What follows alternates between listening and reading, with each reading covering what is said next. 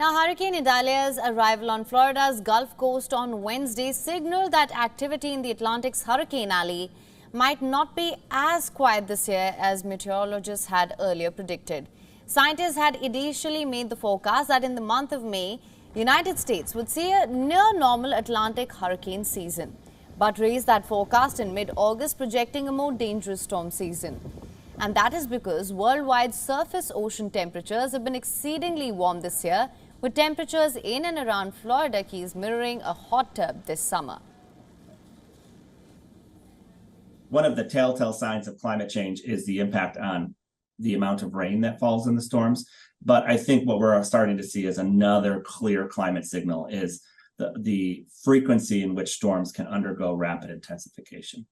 And this rapid intensification is this change of over 35 miles per hour in intensity over a 24-hour period. And we've seen this quite a bit recently. While scientists have not yet determined whether climate change is influencing Idalia's strength or behavior, there is strong evidence that these devastating storms are getting worse. There's also evidence that it's causing storms to travel more slowly, meaning that they can dump more water in one place. Let's put it in the simplest way possible, right? Due to climate change, hurricanes in the 2020 season rained more and rained quicker.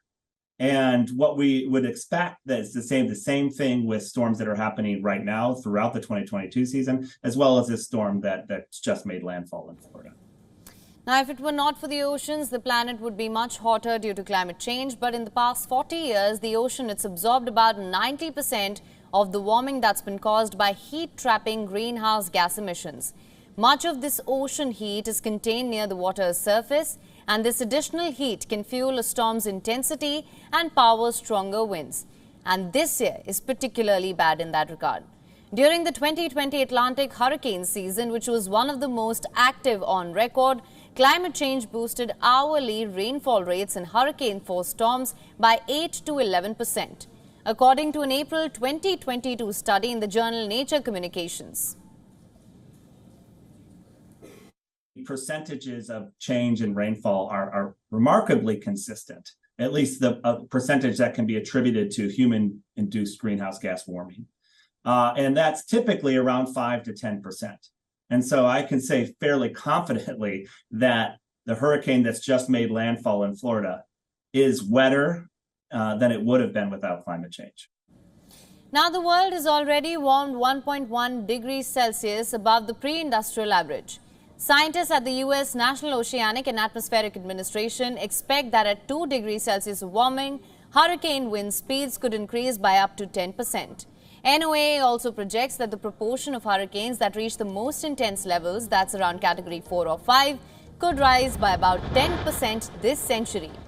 And to date, less than a fifth of storms have reached this intensity since 1851.